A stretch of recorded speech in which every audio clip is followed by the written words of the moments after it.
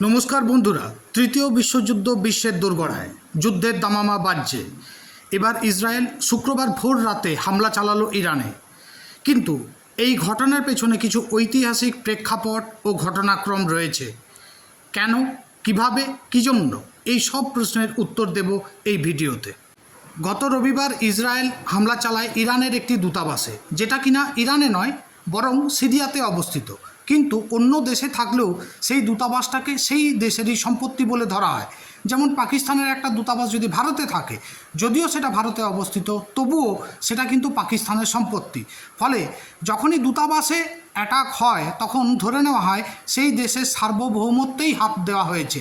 ফলে ইরান এটা একটা প্রেস্টিজের জায়গা হিসেবে ধরে নেওয়া হয়। এর কারণ হিসেবে ইসরায়েল বলছে যে একটা জঙ্গি সংগঠন ওই দূতাবাসে নাকি মিটিং করছিল এবং যে গুপ্ত মিটিংয়ে তাদের ওপরে প্ররোচনা দেওয়া থেকে শুরু করে তাদের দেশের ওপরে হামলার একটা আশঙ্কা ছিল এবং সেখানে ইরানের একটি সেনার জেনারেলও মারা যায়।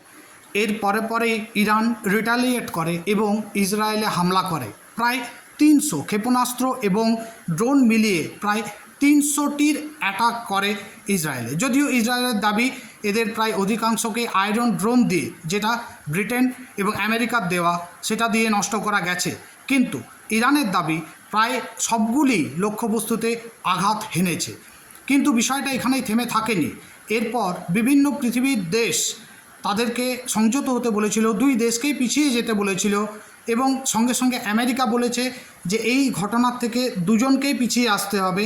যদিও ইসরায়েলের এই ঘটনার উপরে, অর্থাৎ ইসরায়েলের এই অ্যাটাকের উপরে আমেরিকা নিন্দা করেছে, তবু যাতে ইরানের ওপরে কোনো অ্যাটাক না করে ইসরায়েলকে, সেটিও বলা হয়েছে। এবং এই রকম কোনো কিছু হলে আমেরিকা যে তার দায়িত্ব নেবে না, তার দায়ভার গ্রহণ করবে না, সে কথাও বলেছে।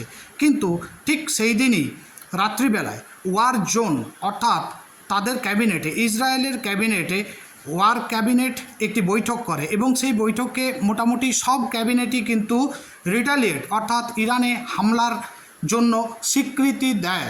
এবং এর ফলস্বরূপ বিভিন্ন দেশ থেকে আশঙ্কা করা হয় যে ইরানের যে পারমাণবিক ঘাঁটিগুলো আছে, অর্থাৎ যেখানে পরমাণু অস্ত্র তৈরি হয় বা পারমাণবিক শক্তি কেন্দ্র, সেইখানে অ্যাটাক করবে ইসরায়েল।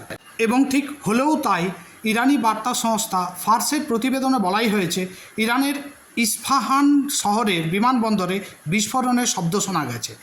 মার্কিন সম্প্রচার মাধ্যম CNN এর প্রতিবেদনে কিন্তু বলা হয়েছে ইরানের আকাশসীমায় বেশ কয়েকটা ফ্লাইট কিন্তু ঘুরিয়ে নেওয়া হয়েছে। ইন্টারন্যাশনাল অ্যাটমিক এনার্জি এজেন্সি আগেই কিন্তু এই আশঙ্কা প্রকাশ করে জানিয়েছিল যে ইরানের পরমাণু কেন্দ্রের উপর হামলা চালাতে পারে ইসরায়েল। ঠিক হলেও তাই। ইস্পাহান যে এলাকাতে বিস্ফোরণ ঘটানো হয়েছে সেখানেই রয়েছে নাতাঞ্জ সহ ইরানের কয়েকটা পরমাণু গবেষণা এবং ইউরেনিয়াম পরিশোধন কেন্দ্র। গত শনিবার ইসরায়েলের আকাশপথে 200টিরও বেশি কিন্তু ড্রোন এবং যে ক্ষেপণাস্ত্র হামলা চালিয়েছিল ইরান ফৌজ। যদিও ইসরায়েল তা প্রতিরোধ করতে সক্ষম হয়েছিল বলেই জানিয়েছে, কিন্তু এখানে ওয়ার ক্যাবিনেটের কথা মতোই এই ঘটনা ঘটেছে। এর পাশাপাশি মাথায় রাখতে হবে রাশিয়া এবং চীনের স্ট্যান্ড। রাশিয়া এবং চীন সরাসরি কিন্তু এই হামলার, অর্থাৎ ইরানের হামলার নিন্দা করেনি, বরং তারা উল্টে দাঁড়িয়েছে ইরানেরই সপক্ষে। এই ঘটনার থেকেই মধ্যপ্রাচ্যে যে অস্থিরতা তৈরি হয়েছে, সেই ঘটনা এবং সেই আগুন যদি ছড়াতে থাকে তাহলে সারা বিশ্বে কিন্তু তৃতীয় বিশ্বযুদ্ধ শুরু হবে এবং সেই সব শক্তিগুলো দুভাগ হয়ে লড়াই শুরু করবে। ফলে বিভিন্ন দেশ এবং রাষ্ট্রপুঞ্জ কিন্তু এই আশঙ্কা প্রকাশ করেছে এবং এই কারণে ইরানে এই মুহূর্তে তারা বিভিন্ন রকম দাবি তুলেছে এবং তার সঙ্গে সঙ্গে অনেক রকম নিষেধাজ্ঞা জারি করেছে।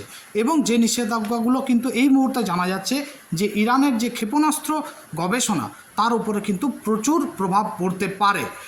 এদিকে ইরানও কিন্তু জানিয়ে দিয়েছে যে এই মুহূর্তে যদি ইসরায়েল অ্যাটাক করে তাহলে আরও বড় আঘাত তাকে দেওয়া হবে। এবং ঠিক হলেও তাই যে